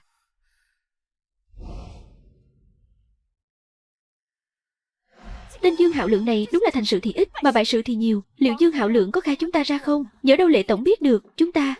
Cảnh sát đang điều tra hắn ta về những vụ bắt cóc trước đây. Hắn vẫn còn trông cậy tôi đến cứu hắn ra. Sao hắn dám khai tôi ra chứ? Lãnh tiểu thư, vậy tiếp theo chúng ta phải làm sao? Đừng quên trong tay tôi hiện giờ vẫn còn một con ác chủ bài. Chỉ cần cục cưng bé nhỏ đó vẫn nằm trong tay tôi, thì Lệ tổng sẽ không thoát khỏi lòng bàn tay tôi đâu. Tôi có một căn hộ rất gần bệnh viện, tiện cho cô chăm sóc bà nội. Tiền thuê chắc đắt lắm nhỉ? Đó là bất động sản của tôi. Không cần tiền thuê, đó là tài sản của ngài, chứ đâu phải của tôi. Tiền thuê tôi vẫn sẽ tính theo giá thị trường rồi trả cho ngài nhé. Cô có tiền trả không đấy? Đắt quá thì tôi không kham nổi đâu. Giá hữu nghị, có thể giảm giá không? Tôi e là có giảm giá thì cô cũng chẳng trả nổi đâu. Vậy thì tôi không ở nữa đâu. Cô Lâm, cô cứ dọn vào ở trước đi, tôi không vội đòi tiền thuê đâu. Thế cũng không được. Tôi cứ thuê trước, rồi viết giấy nợ cho ngài. Đợi sau này có tiền, tôi sẽ trả lại cho ngài ngay. Tùy cô.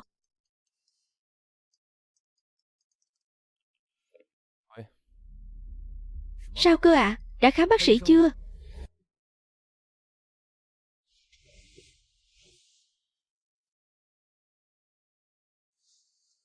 Bà nội, cháu biết Hộ Thành có điều kiện y tế tốt nhất. Nhưng cháu không muốn chuyện gì cũng làm phiền Lệ tổng. Ngài ấy sắp xếp cho cháu một căn hộ. Thế chẳng khác nào kim ốc tàng kiều đâu ạ. Mặc dù cháu rất ghét Lãnh Như Huyên, nhưng mà cháu không thể phá hoại gia đình của Tuế Tuế được.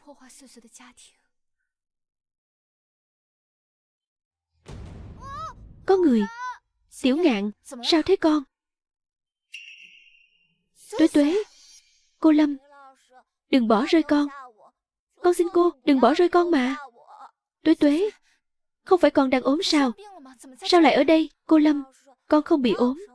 Là mẹ cố tình lừa ba đấy. Tuế Tuế, con nói cho cô Lâm nghe, rốt cuộc đã xảy ra chuyện gì. Con nghe lén được, mẹ và cô Tạ nói chuyện với nhau. Họ bảo muốn lợi dụng con để lừa ba về nhà. Vậy sao con lại ở đây? Ba từng đưa con đến đây rồi. Con biết bà Cố là bà nội của cô Lâm. Con không tìm thấy cô Lâm nên đành trốn ở đây đợi cô. Tuế Tuế ngoan và thông minh quá, biết chắc chắn cô sẽ đến mà. Cô Lâm, cô đưa con đi cùng với nhé.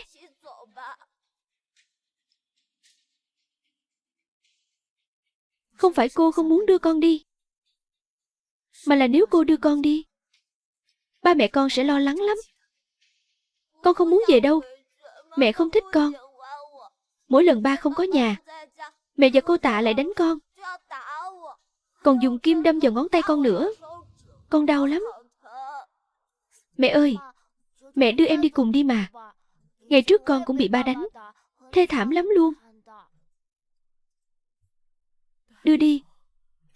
Sẽ đưa cả hai đứa đi.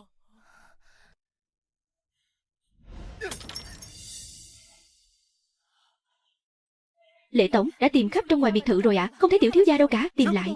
Không tìm thấy thì đừng có gác mặt về đây nữa. Vâng. Lệ tổng, xem camera sát thì thấy tiểu thiếu gia đã rời đi bằng cửa sau. Cậu bé đi một mình. Lệ tổng, là thằng bé tự bỏ đi không liên quan đến em. Cô ngay cả một đứa trẻ 4 tuổi cũng trông không xong. Cô là mẹ kiểu gì vậy hả? Chân mọc trên người nó đã có ý định bỏ đi, sao em giữ lại được chứ? Thằng bé mới 4 tuổi, nó không phải người lớn. Lệ tổng, dựa vào đâu mà anh đem mọi trách nhiệm đổ hết lên đầu em chứ? Anh cũng không thử nghĩ xem, dạo này anh toàn bận rộn công việc không thấy bóng dáng đâu. Chính anh lơ là việc dạy dỗ con cái. Bây giờ con mất tích, anh chỉ biết đổ lỗi cho em. Lãnh Như Huyên, bây giờ tôi thật sự hối hận vì đã đón cô về đây. Trước kia Tuế Tuế chỉ bị tự kỷ, không chịu nói chuyện, nhưng ít ra thằng bé còn ngoan ngoãn. Từ khi cô đến đây, thằng bé mới biến thành bộ dạng này. Nếu như cô không làm tròn bổn phận người mẹ thì cút ngay cho tôi. Lệ tổng, em sai rồi. Đây là lần đầu tiên em làm mẹ, em sẽ sửa đổi mà. Em sẽ cố gắng làm tốt vai trò người mẹ.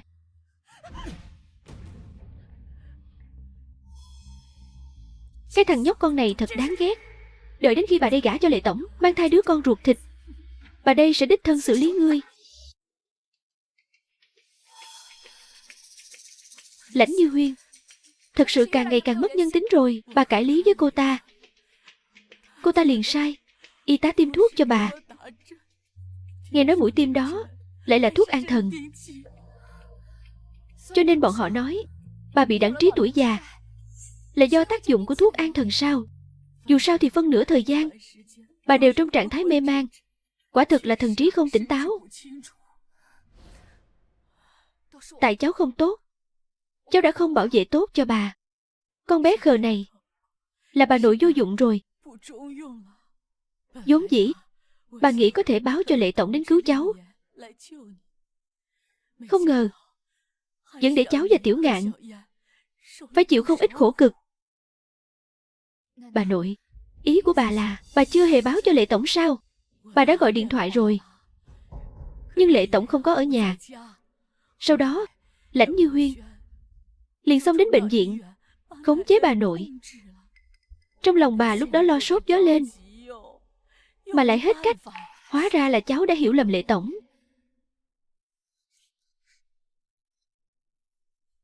Hi hi, cháu thật sự đành lòng rời xa Lệ tổng sao? Lãnh Như Huyên ngày càng mất trí, không thể để cô ta làm tổn thương mọi người thêm nữa. Vậy thì đưa thằng bé đi cùng đi. Cháu có nhận ra không? Đứa trẻ này của Lệ gia rất có duyên với cháu đấy. Vâng. Vậy chúng ta cùng đi. Hai con hổ chạy rất nhanh. Chạy rất nhanh. Một con không có mắt. Lệ tổng, xin lỗi ngài. Tôi đành phải tìm một nơi an toàn trước, rồi mới có thể báo tin của Tuế Tuế cho ngài. Xin ngài đừng trách tôi. Tôi nhất định sẽ chăm sóc tốt cho Tuế Tuế. Lệ tổng, bệnh viện vừa mới gọi điện tới, nói là bà nội lại mất tích rồi. Họ còn nói gì nữa? Còn nói có người nhìn thấy cô giáo Lâm dẫn theo hai đứa trẻ và một bà cụ vội vã rời khỏi bệnh viện. Hai đứa trẻ sao? Lệ tổng, chuyện này có chút kỳ lạ. Cùng một lúc bọn họ đều biến mất, cũng không thể liên lạc được. Cậu truyền lệnh xuống, bảo người của chúng ta khi chốt chặn các ngã tư phải cẩn thận một chút, đừng làm cô giáo Lâm bị thương. Rõ.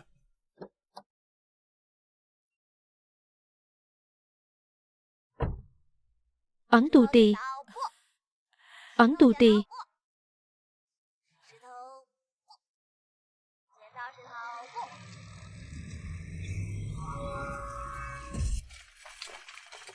Bà nội. Tuế Tuế, Tiểu Ngạn. Thưa cô bị thương rồi, để chúng tôi băng bó cho cô nhé. Họ có sao không bác sĩ? Cô yên tâm, bác sĩ đang dốc sức cấp cứu cho họ rồi.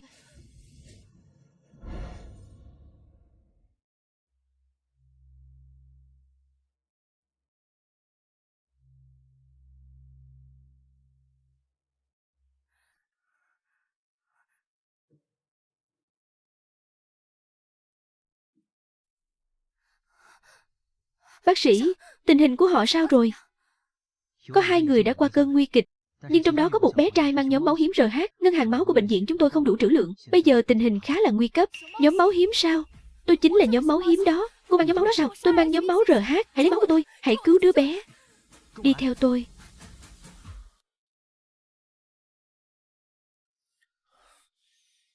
Đồ tồi. Quả nhiên là cô đã rắp tâm bắt cóc con trai tôi. Tại sao cô lại đưa Tuế Tuế đi? Một đứa trẻ nếu lớn lên trong một gia đình thiếu vắng tình thương thì tâm bệnh của thằng bé sẽ không bao giờ chữa khỏi được. Cô nói bậy. Cô chỉ giỏi nhất là ăn nói hàm hồ. Lệ tổng, tình trạng của Tuế Tuế bây giờ đã tốt hơn nhiều rồi. Thằng bé căn bản không hề có bệnh tâm lý gì cả. Tôi thấy người có bệnh chính là cô ta đấy. Lệ tổng, tôi đối xử với Tuế Tuế ra sao, ngài đều nhìn thấy cả mà. Tôi chỉ muốn thằng bé có thể khỏe lại, rồi được giống như những đứa trẻ bình thường khác, được đi học, được đến trường, nửa đêm nửa hôm. Cô lén lút đưa bà nội và Tuế Tuế đi. Rốt cuộc cô muốn làm cái gì? Đưa bọn họ rời đi. Rời đi mãi mãi. Tại sao lại bỏ đi không lời từ biệt? Tôi muốn bắt đầu lại từ đầu. Cho nên trong lòng cô bắt đầu lại từ đầu chính là bắt đầu bằng việc rời xa tôi sao? Tôi không muốn làm cái bóng sau lưng bất kỳ ai cả. Chỉ có rời xa ngài tôi mới có thể sống một cuộc đời mới. Cô giáo Lâm diễn kịch giỏi thật đấy. Sáng hôm kia còn hứa với tôi là sẽ ở lại, thế mà tối đến đã muốn mang đi tất cả mọi thứ của tôi. Lệ tổng, tay của anh bị thương rồi kìa. Lâm Mạc Hy, cô đúng là không biết điều mà. Cô ta không đáng để anh đối xử như vậy đâu. Lệ tổng, loại phụ nữ này không cần cũng chẳng sao. Chỉ có em là sót anh nhất thôi. Đừng chạm vào tôi. Cô nghe nói gì chưa? 2 hôm trước, tiểu thiếu gia Lệ gia bị thương được đưa đến bệnh viện. Có một người phụ nữ đã hiến máu, nhưng bác sĩ khoa mình lại phát hiện ra nhé. Máu của người đó lại tương thích ruột thịt với tiểu thiếu gia đấy, nên không thể truyền máu ngay cho tiểu thiếu gia được. Tình trạng này chắc chỉ xảy ra giữa những người thân ruột thịt mới có thôi nhỉ? Đúng vậy đó. Nói như vậy, người phụ nữ đó và tiểu thiếu gia là người thân ruột thịt sao? Không lẽ là quan hệ mẹ con chứ? Đừng nói bậy, bác sĩ khoa mình dặn rồi, mấy chuyện thị phi của giới hào môn này tốt nhất đừng có lo chuyện bao đồng, xen vào là rước họa vào thân đấy.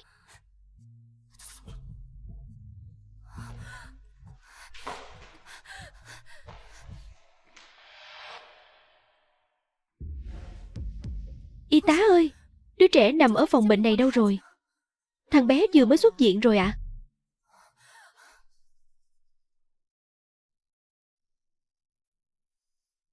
Lệ tổng, lễ phục cưới của ngài có muốn mặc thử không? Không cần đâu, bộ nào cũng được. Lệ tổng, tôi cứ có cảm giác ngài giống như người bị ép cưới vậy. Hoàn toàn không có vẻ gì là vui vẻ và hạnh phúc của một chú rể cả. Sai lầm gây ra từ 5 năm trước. Là một thằng đàn ông, tôi phải gánh vác mọi hậu quả, không thể trốn tránh được. Lâm tiểu thư, đây là quyền riêng tư của bệnh nhân, chúng tôi không thể tùy tiện tiết lộ hoặc làm các giám định khác được. Bác sĩ, tôi cầu xin cô đấy, tôi đã tìm con suốt 5 năm trời rồi.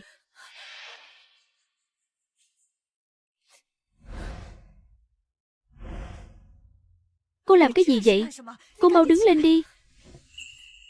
Bác sĩ, tôi thấy cô cũng là một người làm mẹ. Nếu cô có con mang nặng đẻ đau 9 tháng 10 ngày, rồi vừa sinh ra đã bị người ta bế đi mất, chỉ được nhìn con đúng một lần, tâm trạng của cô sẽ thế nào?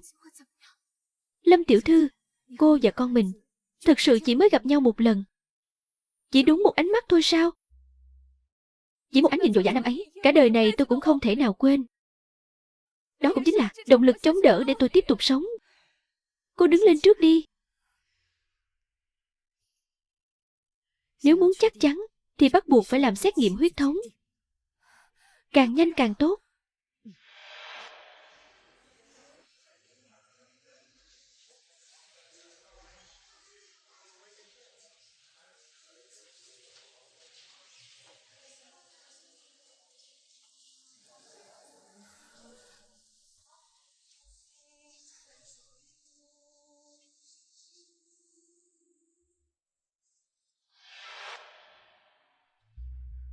Cô Lâm, muộn thế này rồi cô cứ về nghỉ ngơi trước đi. Sáng sớm mai là có thể lấy kết quả rồi. Trời vừa sáng, người đàn ông của tôi sẽ cưới người phụ nữ khác. Tôi không thể bỏ lỡ thêm nữa. Đây là cơ hội cuối cùng. Tôi phải là người đầu tiên cầm được kết quả.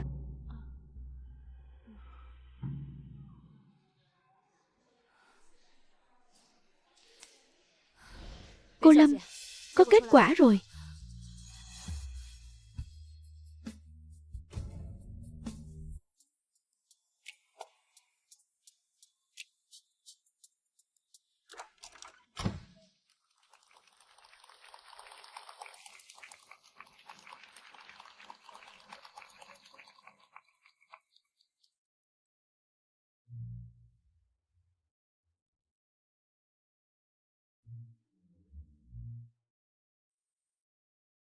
Các vị khách quý có mặt ngày hôm nay đều là những nhân vật quyền cao chức trọng của Hộ Thành.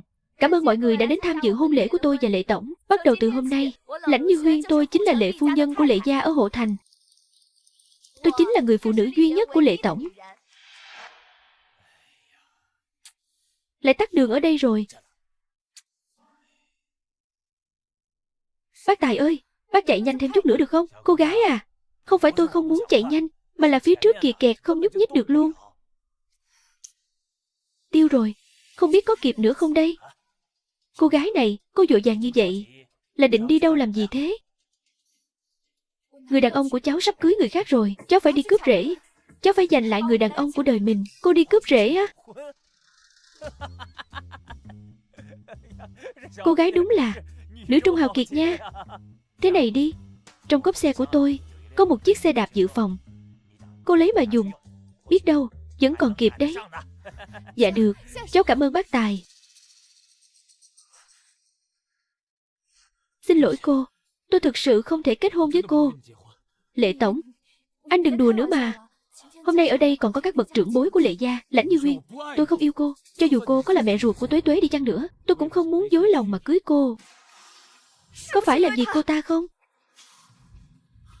Từ đầu đến cuối, người tôi yêu chỉ có một mình cô ấy. Không thể nào. Em không tin. Lệ tổng, chúng ta có gì từ từ nói, có chuyện gì thì từ từ thương lượng. Anh đừng đi mà, anh đừng đi. Lãnh Như Huyên, tôi thực sự không yêu cô. Chúng ta ở bên nhau sẽ không thể hạnh phúc đâu. Em không chấp nhận. Tôi đã bảo rồi mà, Lệ tổng sẽ không cưới cô ta đâu. Nhìn bộ dạng cô ta kìa, trông thảm hại như con chó mất chủ vậy.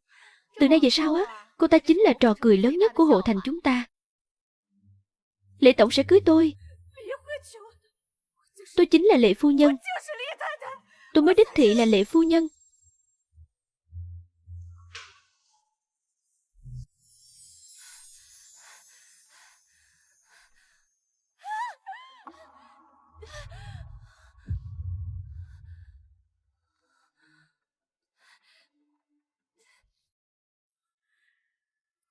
Định cướp hôn thật sao?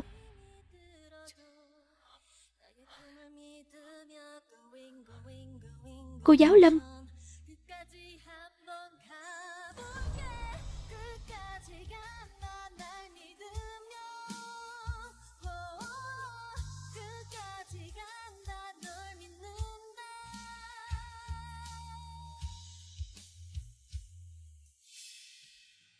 Lâm Mạc Hy, cô đừng hòng thoát.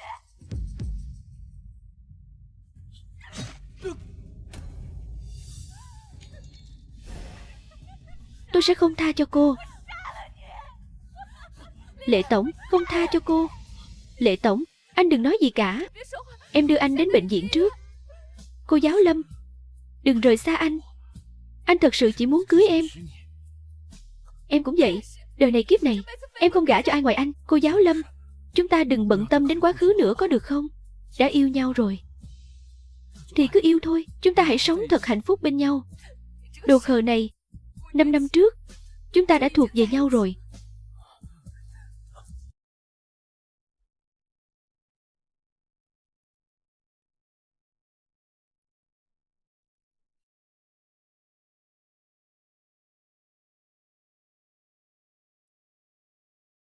Tôi đã tìm thấy bố mẹ mình rồi. Tôi dự định đón họ về Hộ Thành phụng dưỡng. Nhà họ Lãnh phá sản rồi. Hai ông bà muốn về quê nên tôi đã ở dưới quê, mua cho họ một căn nhà để họ an hưởng tuổi già. Tôi không muốn biết mấy chuyện này. Tuế Tuế nói, thằng bé có 2 người mẹ. Con hy vọng người mẹ đang ở trong tù có thể cải tà quy chính, làm lại cuộc đời để trở thành một người mẹ tốt. Tạm biệt.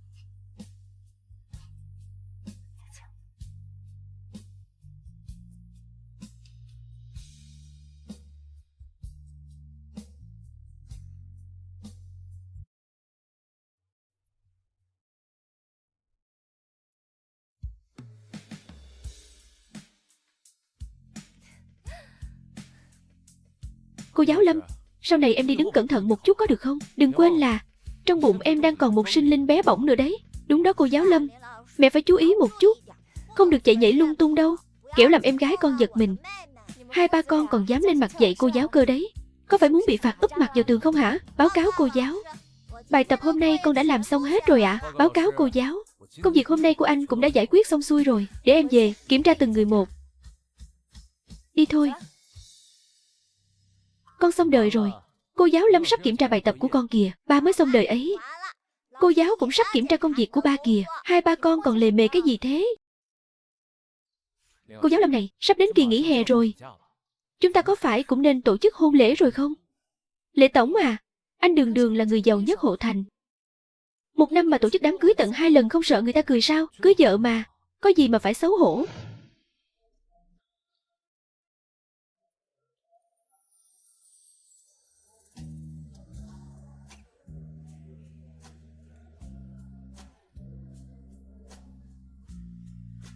Thấy sao hả? Chú rể có đẹp trai không? Quả nhiên, người ta nói nam nữ khi yêu, y đều tụt dốc không phanh. Xem ra một lệ tổng sát phạt quyết đoán cũng không phải là ngoại lệ.